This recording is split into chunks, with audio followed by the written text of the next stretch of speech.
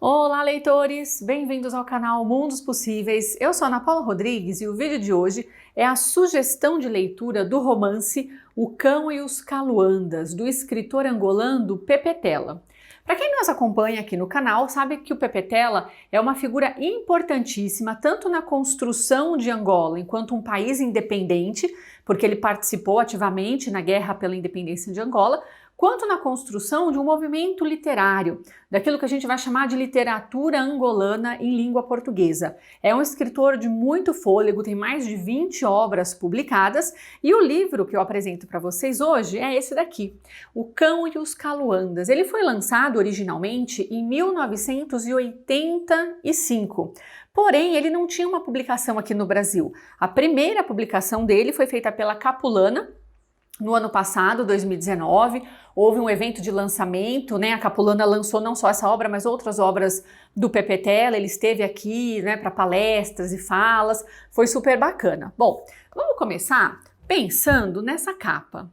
A Capulana investiu num projeto gráfico bastante interessante para toda essa coleção. A gente na capa já percebe que mesmo com linhas difusas, não é?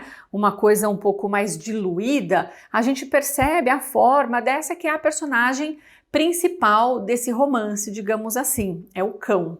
Então a gente já percebe a figura deste cão, ainda que difusa. Percebam as cores, não é? Esse bege areia que nós temos aqui embaixo, este azul mar, azul céu que nós temos aqui, são elementos importantes que vão nos acompanhar ao longo da narrativa. Para além dessa capa, vamos pensar um pouquinho no título, porque o cão já ficou claro, é esse daqui. Observem que ele tem uma raça específica, não é um cachorro qualquer. E quem são os Caluandas? Que são também personagens importantíssimas nessa narrativa. Os Caluandas são os habitantes da cidade de Luanda, que é a capital de Angola. Então, os habitantes dessa cidade são chamados de Calus. Portanto, esse livro vai contar a história deste cão e da relação que ele estabelece com muitas pessoas que habitam essa cidade de Luanda. De uma certa maneira, é como se Luanda servisse de modelo para o que é Angola. Então, ao entendermos um pouco como é que essas personagens se relacionam entre si e com esse cão, nós vamos percebendo como é que Angola, ao longo dos anos 80, vamos lembrar que o livro é de 85, como é que essas pessoas vão se relacionando entre si, com a própria cidade, com esse país que é muito jovem, não é? Então, os anos 80, nós estamos ali muito próximos do período de guerras, né? Primeira guerra da independência, depois a guerra civil. Então, como que esse país está se organizando? É um ponto de partida interessante para a gente pensar. Bom, essa obra, essa edição, ela tem essa capa bastante interessante e ela conta ainda com um pequeno texto de apresentação da própria editora e um texto crítico, escrito pela professora Tânia Macedo, que é uma grande especialista em literatura africana de língua portuguesa. Então ela faz uma apresentação do autor, fala um pouco da obra, é um texto crítico que vale muito a pena ser lido, é uma edição bastante completa, bastante interessante. Bom, como é que a nossa obra se estrutura? Percebam que são muitos capítulos, não é? Alguns dos capítulos são bem curtinhos, outros capítulos são um pouquinho maiores, e é muito interessante a gente observar que os capítulos quase que são independentes. Cada capítulo vai contar a história de alguém de Luanda, de uma pessoa dessa cidade, que encontra este cão na rua. Então ele é um cão que não é de ninguém e ao mesmo tempo é de todo mundo, porque ele passa uns tempos numa casa, depois ele desaparece, aí ele passa uns tempos com outra pessoa, depois ele desaparece. Então cada capítulo conta a história deste alguém que em algum momento da vida encontrou este cão e ficou com ele. Né? É a pessoa que escolheu o cão ou é o cão que escolheu a pessoa? A gente vai pensando nisso ao longo da narrativa. Bom, além desses muitos capítulos que contam a história desse cachorro, nós temos uns capítulos bem curtinhos, muito pequenininhos, que contam a história de uma buganvília, que é um arbusto que dá flores lindas. Aqui no Brasil a gente chama de primavera. É um arbusto muito comum, né? Bastante comum, tem muitas cores, dá flores lindas Então é uma planta super bonita, tem esse elemento natural, essa coisa da natureza, mas não vamos esquecer que a buganvília tem espinhos enormes. Apesar de ser uma flor linda, que a gente tem vontade de abraçar o arbusto, de tão bonito que ele é, não podemos fazer isso, porque ele tem espinhos enormes ao longo de toda a planta, então tem que tomar bastante cuidado. Então a gente tem essas histórias que vão se misturando, as histórias do cão e as histórias do crescimento desta buganvília.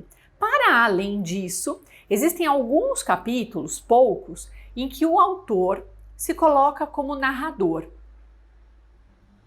Porque há momentos em que as personagens não dariam conta de contar a história. Então o próprio autor se apresenta, ele diz, olha, eu sou o autor, eu vou ter que contar aqui a história, porque nesse momento é só o meu ponto de vista que vale. Por que eu estou chamando a atenção de vocês para essa construção?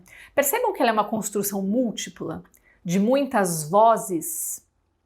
Temos a voz do autor, temos as muitas vozes que ele ouviu para poder compor as histórias. A maioria dos capítulos é narrada em primeira pessoa, então é a pessoa que viveu a história do cachorro que conta pra gente. Então, na nossa cabeça, nós leitores, é que vamos organizando essa história.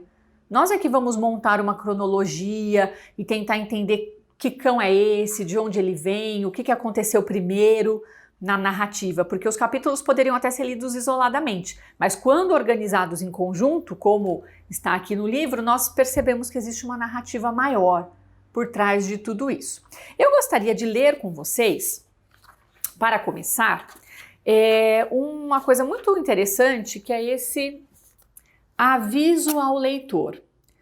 Se é um aviso ao leitor, o leitor deve ler. O leitor, precisa ser advertido de alguma coisa. É muito comum que leitores mais inexperientes ou mais jovens passem direto, eu quero ver a história, onde que começa a história. Mas vamos com calma, apreciando a capa, apreciando a dedicatória, apreciando a organização do livro, não é? E aí vamos ler aqui o aviso ao leitor, porque ele já no primeiro parágrafo nos traz algumas informações interessantes. Então vamos lá. Aviso ao leitor. As cenas que se vão narrar passaram no ano de 1980 e seguintes, nessa nossa cidade de Luanda. No século passado, portanto, século sibilino. Alguns pontos para a gente pensar. Esse aviso ao leitor foi escrito para a edição de 2002, então ele é assinado pelo autor em 2002, já estamos no século 21, mas a história se refere, os fatos aconteceram lá no século XX. Por que será que eles chamam o século XX de um século sibilino? Sibilino é a mesma coisa que obscuro, enigmático, talvez profético, não é? Relacionado às sibilas, às bruxas, às feiticeiras. Então, o que esse século XX tem de enigmático e obscuro? Para a gente pensar. E por que isso se relaciona com a obra? Então quer dizer que também existe alguma coisa nesse romance de enigmático, de obscuro, que precisa da atenção do leitor. Então esteja advertido, o Pepetela está te avisando aqui na primeira página. Aí ele continua. Peço esforço para compreenderem a linguagem, que é a da época em que aconteceram os casos. Os que conheceram o cão pastor alemão deixaram os documentos escritos ou gravados, que me resumi a pôr em forma publicável. Então o autor vai nos explicando primeiro que este cão não é um cão qualquer, é um pastor alemão, e isso é uma característica importantíssima para esse cachorro. Segundo, ele vai dizer que ele foi atrás das pessoas que conviveram com o cão e pediu os depoimentos. E as pessoas ou escreveram cartas e mandaram para ele ou gravaram naquelas antigas fitas cassete, do século passado, e ele vai organizar esse material, ok? Então vamos lá, aí ele continua. Foi preciso um inquérito rigoroso, muitas solas gastas a procurar as pessoas e, sobretudo, convencê-las a falar, a escrever ou a darem-me na candonga fotocópias de documentos. 3 coisas importantes aqui.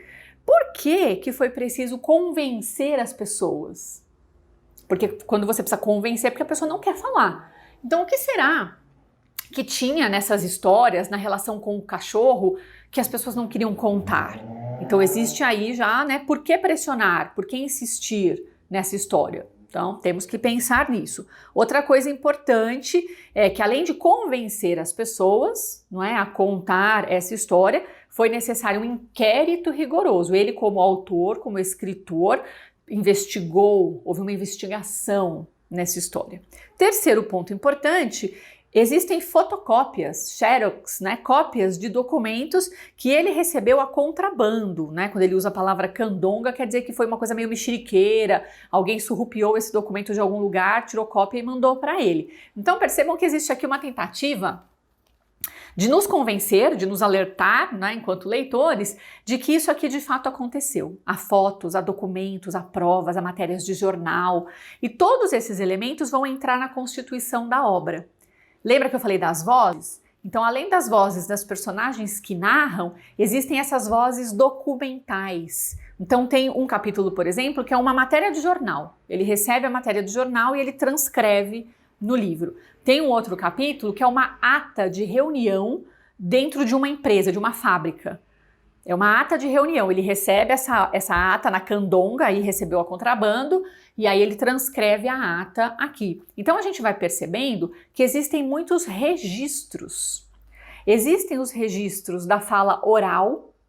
Vamos pensar que a gente está falando de Angola, que é um país que começa, né, a usar a língua portuguesa de uma maneira mais ampla e mais geral depois aí da sua independência. Então, uma grande parte da população não tinha o português como língua nativa, não escrevia em português. Então, as pessoas vão gravar a sua voz. Então, existem essas marcas da oralidade.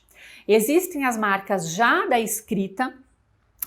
Nós temos como personagens contando a história tanto as pessoas mais pobres, que moram nos lugares mais afastados e que têm menos recursos de escrita, quanto pessoas da elite, não é? De Luanda, que habitam o bairro chique, que é o dono da fábrica, o diretor da fábrica. Então nós temos esses registros mais coloquiais, com mais elementos da fala nativa, das línguas nativas. Nós temos esse outro discurso já mais elaborado, que tem uma intenção de convencimento. É muito interessante fazer a leitura e perceber como de um capítulo para o outro, o registro narrativo vai se transformando.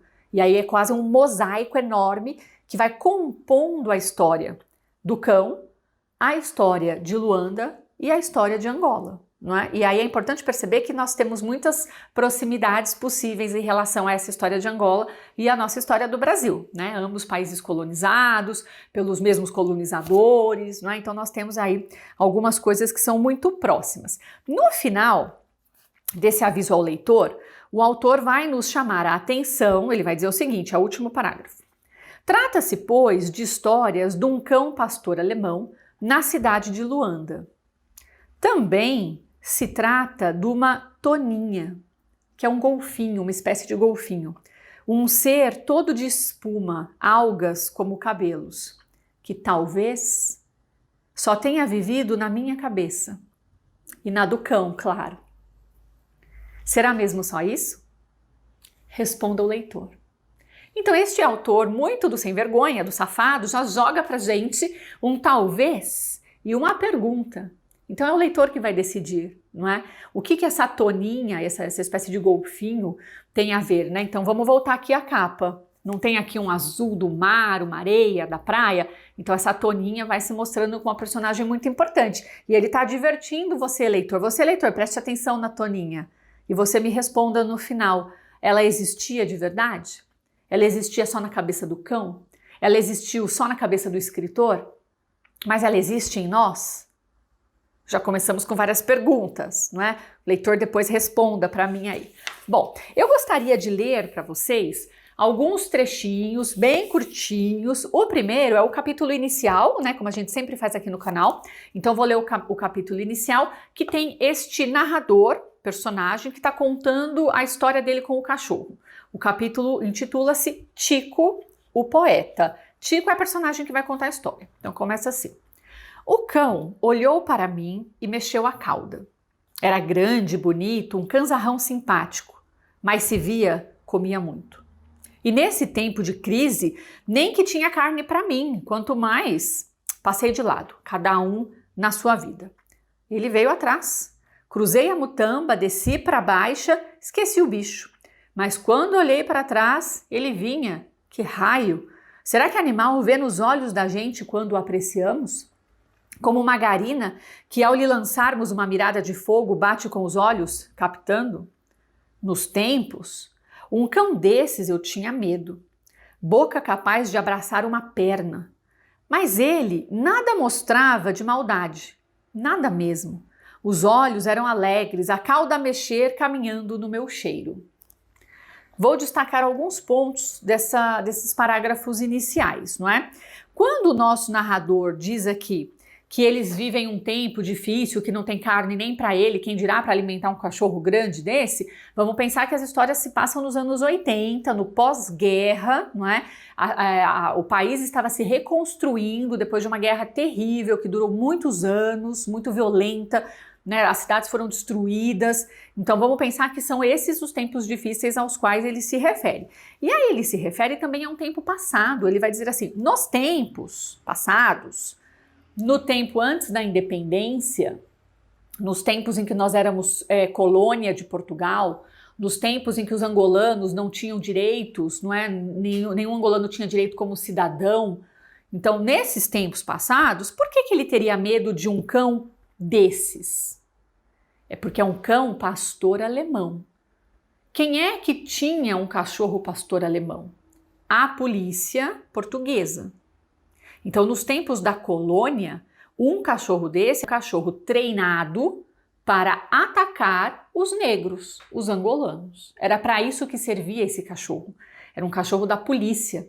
Então, percebam que ele diz, naquele tempo passado, eu teria medo de um cachorro desse, porque ele era treinado para me atacar, ele era treinado para me matar. Ele era a marca da diferença. Um negro angolano jamais teria um cachorro desse. Quem tinha um cachorro desse de raça, era a raça que se achava superior. Então percebam como nós temos elementos, não é, da guerra, da realidade angolana, da construção do país, que vão sendo incorporados, não é, a partir das imagens. Então a escolha do cão não é uma escolha aleatória, né? Dizer que ele teria medo do cão no passado não é uma escolha aleatória. Então é importante a gente ter isso em mente enquanto leitor, quando fazemos a travessia pelo romance, não é? Mas ele vai enfatizar que ele olhando para o cachorro agora, o cachorro parecia alegre, bonzinho, então ele vai acabar ficando com o cachorro. E aí nós vamos descobrir a história dele, desse Tico, que é um fanfarrão, já vou contar para vocês, tá? É um fanfarrão, vive às custas da mãe, explora a mãe que trabalha pra caramba.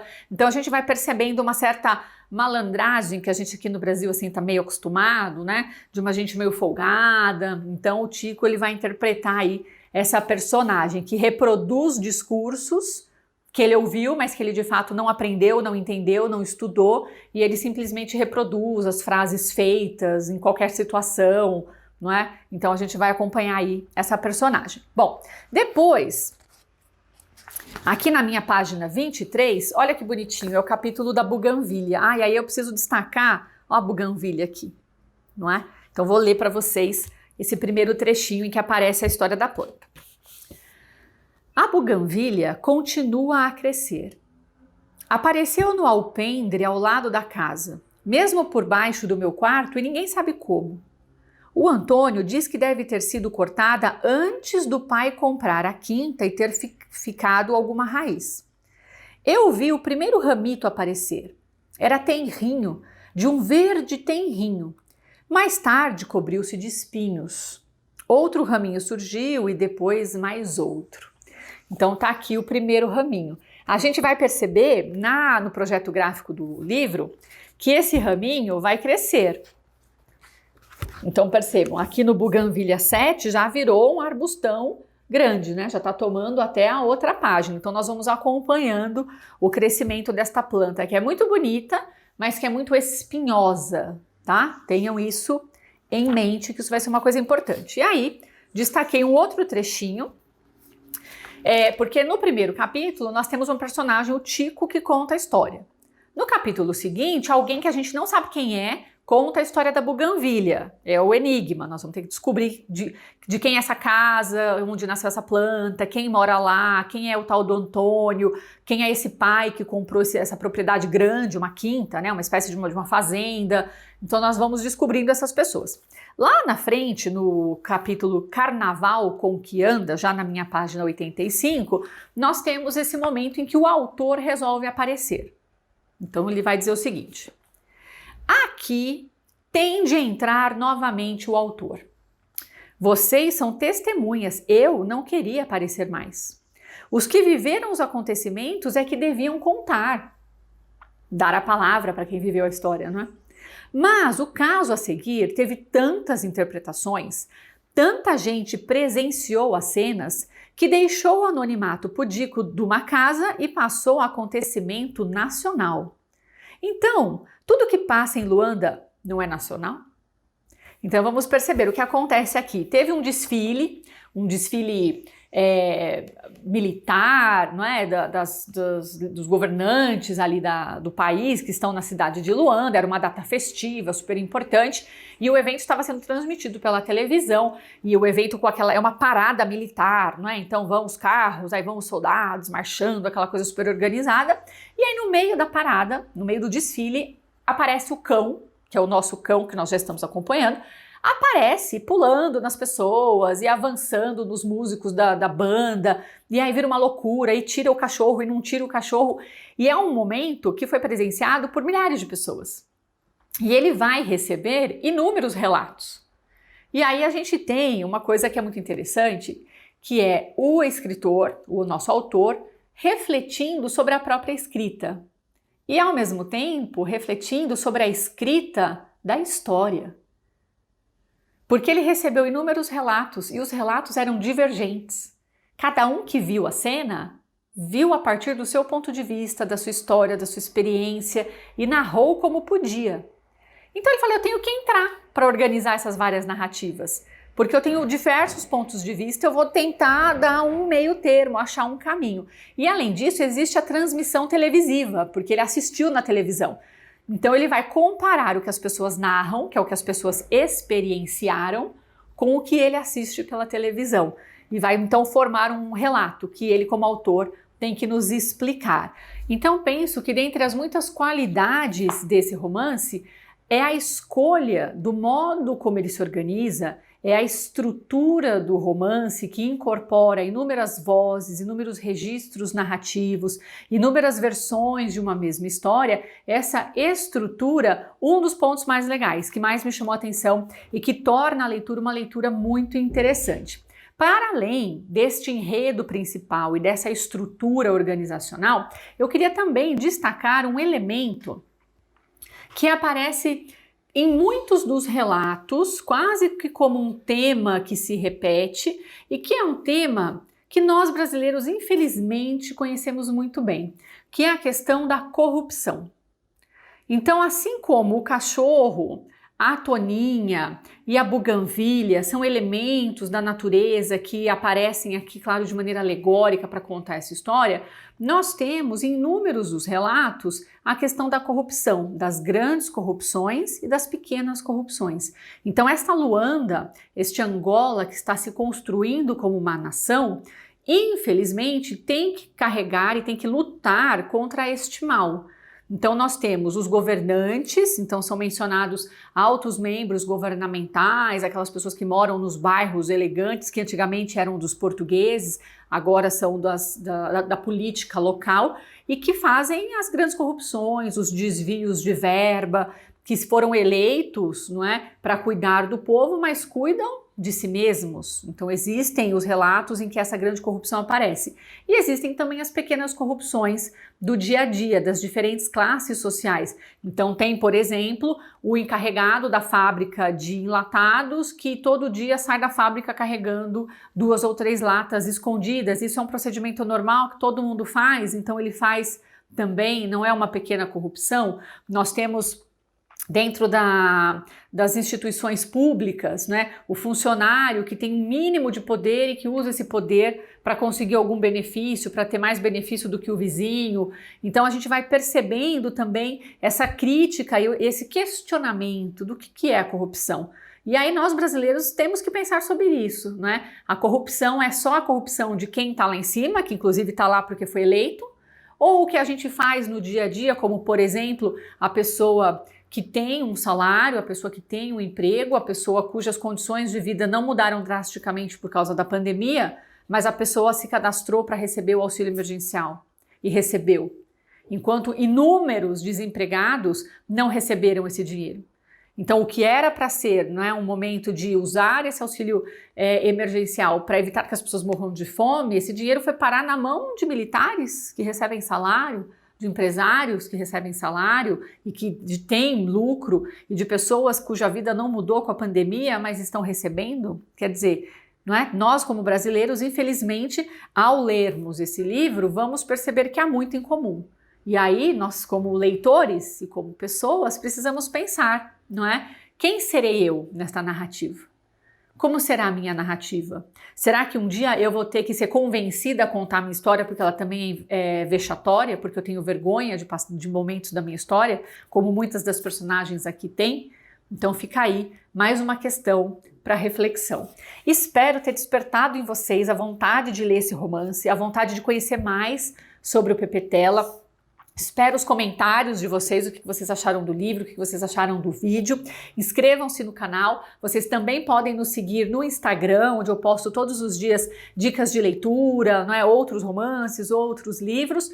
Espero que vocês compartilhem os vídeos nas redes sociais e eu vejo vocês na próxima leitura.